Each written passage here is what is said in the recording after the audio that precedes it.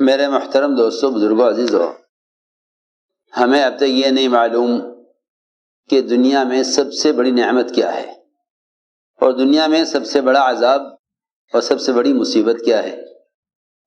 حضرت علی رضی اللہ فرمایا کرتے تھے کہ جو شخص کھانے پینے، پہننے، اوڑھنے اور ضروریات زندگی کے پورا کرنے کے آلات اور اسباب کو ہی نعمت سمجھے، اس کے عذاب کا وقت قریب آ گیا اور اس کی عقل جاتی رہی۔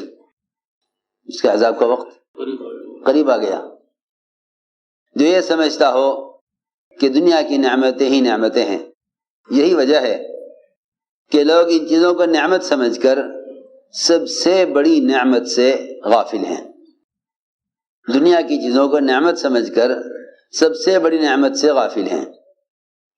دنیا کی مادی شکلیں اور اسباب اور ضروریات زندگی یہ اصل نعمت نہیں۔ کیوں؟ اس لیے کہ ان شکلوں پر جنت کی ہمیشہ کی نعمتوں کا مدار نہیں ہے۔ ان شکلوں پر جنت کی نعمتوں کا مدار نہیں ہے، بلکہ اگر محض یہی اسباب اور شکلیں مسلمانوں کو زیادہ دے دی جائیں تو یہ اسباب اور یہ شکلیں ان پر جہنم کے عذاب کا مدار تو ہو سکتا ہے، لیکن جنت کی ابدی نعمتوں کا مدار دنیا کے اسباب اور کائنات کے نقشوں پر نہیں ہے۔ توجہ سے بات سننا، اس لیے کہ کافر ہمیشہ کے عذاب میں اس لیے رہے گا کہ اس کی دنیاوی تھوڑی سی زندگی میں پوری زندگی کفر کا ارادہ ہے، حالانکہ دنیا کی زندگی تو آخرت کے مقابلے میں کچھ بھی نہیں ہے۔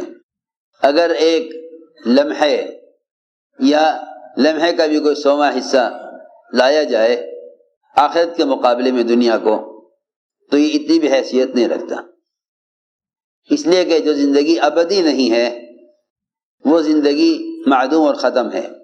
جو زندگی ابدی ہے وہ ہمیشہ کے لیے ہے۔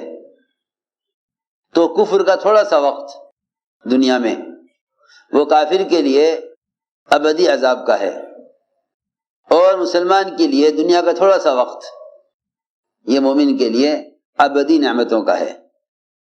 میں نے عرض کیا کہ جو شخص دنیا کے اسباب اور ضروریات زندگی کے پورا ہونے کے وسائل کو نعمت سمجھے، حضرت علی فرماتے ہیں کہ اس کے عذاب کا وقت قریب آ گیا اور اس کی عقل جاتی رہی، کیونکہ سب سے بڑی مصیبت وہ کفر ہے۔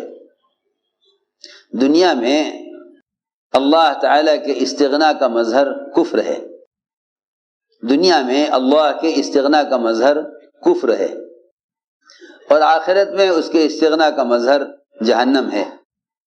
اور دنیا میں اللہ کے فضل کا سب سے بڑا مظہر ایمان ہے، اور آخرت میں اللہ کے فضل کا سب سے بڑا مظہر جنت ہے۔ آخرت میں اللہ کے فضل کا جو مظہر ہے وہ جنت ہے، اس کے استغنا کا مظہر جہنم ہے۔ دنیا میں اللہ کی استغنا کا مظہر کفر ہے، اور آخرت میں اس کے استغنا کا مظہر جہنم ہے۔ یوں کہیں کہ اللہ تعالیٰ کے استغنا سے اس طرح ڈرا کرو جس طرح اللہ کے عذاب سے ڈرتے ہو۔ اللہ کے استغنا سے ایسے ڈرو جیسے اللہ کے عذاب سے ڈرتے ہو۔ اللہ کے استغنا سے ایسے ڈرا کرو جیسے اللہ کے عذاب سے ڈرنا چاہیے، اس لیے کہ اس کی ذات بہت مستغنی ہے۔ میں نے عرض کیا کہ اگر کسی کافر کے کفر کو دیکھیں تو اس سے اللہ تعالیٰ کے استغنا کا دھیان آئے گا کہ اللہ کی ذات کتنی مستغنی ہے، اللہ کی ذات کتنی مستغنی ہے کہ اس نے ایک انسان کو کفر پر رکھ کر یہ بتلایا ہے ایمان والوں کو کہ مجھے کسی کی وحدانیت اور کسی کی عبادت کی اور کسی سے اپنی بڑائی کے بیان کرانے کی ضرورت نہیں ہے۔ یہ میں عرض کرنا چاہتا ہوں کہ دنیا میں کفر وہ اللہ کے استغنا کا مظہر ہے۔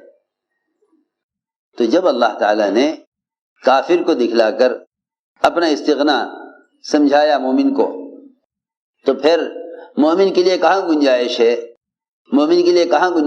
ہے کہ وہ کسی عبادت پر فخر کرے، کسی عبادت پر، سنو میں کیا کہہ رہا، اس کو تو ہر وقت اس بات پر اللہ کا شکر ادا کرتے رہنا چاہیے کہ اللہ تیرا کتنا بڑا فضل ہے، تیرا کتنا بڑا فضل ہے کہ تو نے مجھے دنیا میں کفر سے بچا لیا۔ کیوں میں عرض کرتا ہوں، جب آپ کسی ہسپتال میں جا کر بیماروں کو دیکھیں تو ہڈی کے بیماروں کو دیکھیں گے تو آپ کو اپنی ہڈیوں پر اللہ کا شکر اور اس نعمت پر اللہ تعالیٰ کے احسان کا خیال آئے گا۔ جب آپ دماغ کے بیماروں کو دیکھیں گے تو اپنے دماغ کا خیال آئے گا، جب آپ اندھوں کو دیکھیں گے تو اپنی آنکھوں کا خیال آئے گا۔ اللہ اکبر، جو بدن مٹی ہونا ہے اور ختم ہونا ہے، جب اس بدن کی بیماریوں کو دوسروں میں دیکھ کر اپنے اعضاء کی سلامتی کو اللہ کا احسان سمجھتے ہو، تو جو کافر ہمیشہ جہنم میں رہے گا، اس کافر کو دیکھ کر اپنے ایمان کی نعمت کا خیال کیوں نہیں آتا؟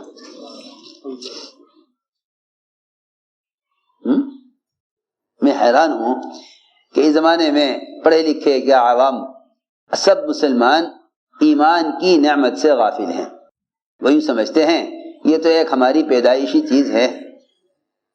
حالانکہ آپ دیکھ رہے ہیں کہ یہودی، نصرانی، مشرک اور کافر ہر مذہب کے گھر میں بچے پیدا ہو رہے ہیں، ان کے پیدا کرنے والے، ان کو جننے والے، وہ انہیں اپنے اپنے مذہب کی تعلیم دے رہے ہیں۔ سوچنے کی بات ہے۔ اس لیے میں نے عرض کیا کہ جو شخص دنیا کی نعمتوں کو نعمت سمجھے اس کی عقل جاتی رہی، اس کے عذاب کا وقت قریب آ گیا۔ سب سے بڑی نعمت نعمت اسلام ہے۔ اس لیے کہا گیا الحمدللہ علی نعمت الاسلام، کہ اس زمانے میں مسلمان غیروں کی طرح صرف دنیا کی نعمتوں کو نعمت سمجھتا ہے، دنیا کی نعمت کو نعمت سمجھتا ہے۔ اس لیے فرمایا لئن شکرتم لازیدنکم، اگر تم نے شکر کیا تو ہم نعمت کو بڑھائیں گے، ہم نعمت کو بڑھائیں گے، اور اگر تم نے ناقدری کی تو ہم تم سے اس نعمت کو چھین لیں گے۔ غور کرنے کی بات ہے کہ وہ دنیا جس سے اللہ کو نفرت ہے، اگر اس دنیا کو جس سے اللہ کو نفرت ہے، اگر اس دنیا کو ضائع کیا جائے، وہ دنیا جس سے اللہ کو نفرت ہے اور جو اصل نعمت نہیں ہے، اس کو اگر ضائع کیا جائے تو لوگ کہتے ہیں کہ میاں رزق کو ضائع مت کرو ورنہ تم سے رزق چھین لیا جائے گا۔ تو دنیا جس سے اللہ کو نفرت ہے، اگر اس دنیا کے ضائع کرنے پر دنیاوی نعمت کے چھن جانے کا اندیشہ اور خوف، اور لوگ ڈراتے بھی ہیں، اس سے لوگ اسے ڈراتے بھی ہیں، تو پھر اسے اندازہ کرنا چاہیے کہ وہ ایمان جو اللہ کو محبوب ہے اور جس ایمان پر ہمیشہ کی نعمتوں کا مدار ہے، اس ایمان کی نعمت کی ناشکری سے ایمان کتنا ضائع ہو جائے گا ایمان۔ اور اگر حقیر دنیا شکر کرنے سے بڑھ سکتی ہے تو جو ایمان اللہ تعالیٰ کو عزیز ہے اور محبوب ہے، اس ایمان کی قدر کرنے سے ایمان میں کتنا اضافہ ہونا چاہیے۔ لیکن اصل بات یہ ہے کہ لوگ ابھی شکر کو ہی نہیں سمجھے کہ شکر کیا ہے۔ لوگ نعمت کے شکر میں اللہ تیرا شکر اتنا کہہ دینے کو شکر سمجھتے ہیں، حالانکہ یہ شکر کی ادائیگی نہیں ہے، یہ شکر کی ادائیگی نہیں ہے۔ زبان سے شکر ادا کرنا الفاظ کی ادائیگی ہے، شکر کی ادائیگی نہیں ہے۔ سنو توجہ سے بات، لوگ زبان سے کہہ دیتے ہیں اللہ اللہ تیرا شکر، یہ شکر کی ادائیگی نہیں ہے، یہ الفاظ کی ادائیگی ہے۔ سنو توجہ سے بات، یہ شکر کی ادائیگی نہیں ہے، یہ شکر کی ادائیگی نہیں ہے۔ کیوں؟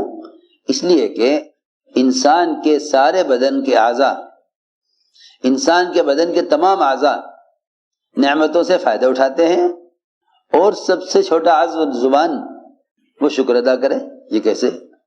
یہ کون سے انصاف کی بات ہوئی؟ بات سمجھ میں آ رہی؟ سارے بدن کے اعضاء تو نعمتوں سے فائدے اٹھاویں، اور سب کی طرح سے شکر کون ادا کرے؟ زبان۔ یہ کیا بات ہوئی؟ سوچو تو صحیح۔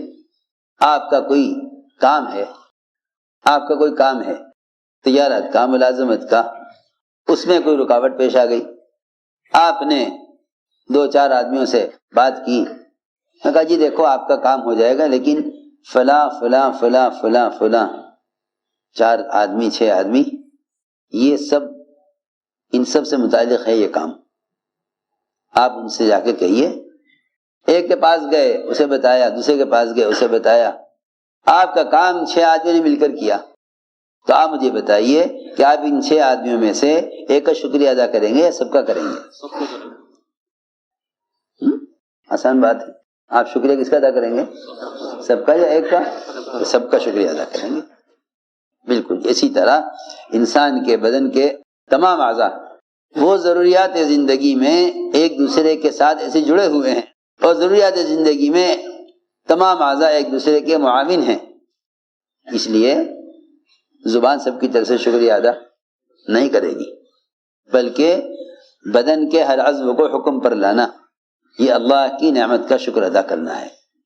بدن کے ہر عضو کو حکم پر لانا، یہ نہیں کہ بدن کے سارے اعضاء تو نعمتوں سے فائدے اٹھاویں اور سارے بدن کے اعضاء خواہشات میں پڑ جاویں اور زبان سے شکر ادا کر دیا جائے، نہیں، بلکہ حضور اکرم صلی اللہ علیہ وسلم نے جب اپنے آپ کو عبادت میں بہت تھکایا اور لمبا قیام اور ایسے لمبے سجدے، اللہ اکبر، بعض موقع پر حضرت عائشہ یہ سمجھا کرتی تھی کہ شاید آپ کی وفات ہو گئی، ایسے لمبے سجدے، ایسے لمبے سجدے۔ وہ تو میں عرض کرتا ہوں نا کہ جو لوگ دنیا کی نعمت کو ہی نعمت سمجھے گا اس کی عبادات بھی انہی نعمتوں کے لیے ہو کر رہ جائے گی، اس کی عبادات بھی انہی نعمتوں کے لیے ہو کر رہ جائے گی۔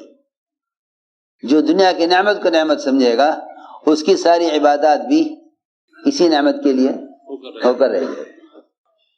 اگر کسی آدمی کو عمر قید کی سزا سنا دی جاوے، کسی کو عمر قید کی سزا سنا دی جائے اور پھر جج اپنا فیصلہ بدل کر اس آدمی کو رہا کر دے، تو بتاؤ اس کے لیے اس سے بڑی کوئی نعمت ہے کہ عمر قید سنا دی گئی تھی پھر آزاد کر دیا؟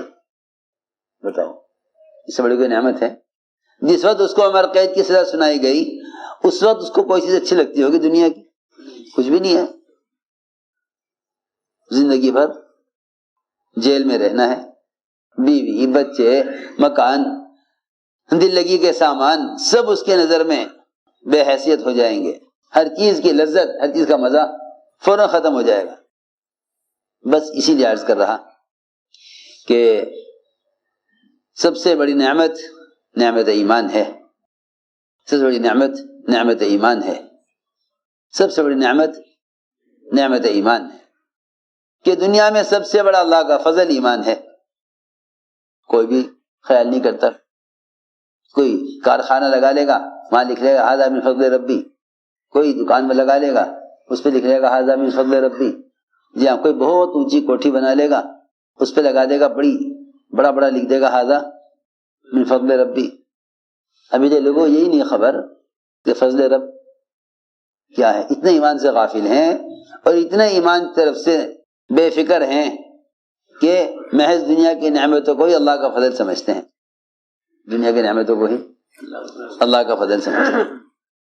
حالانکہ غور کرنے کی بات ہے کہ اللہ تعالیٰ کا جو فضل ہے، اللہ کا جو فضل ہے، میری بات توجہ سننا، اللہ کا فضل مال اسباب اور کائنات کی شکلوں میں جو اللہ کا فضل ہے وہ مومن کی آزمائش کے لیے ہے، مومن کی آزمائش کے لیے ہے۔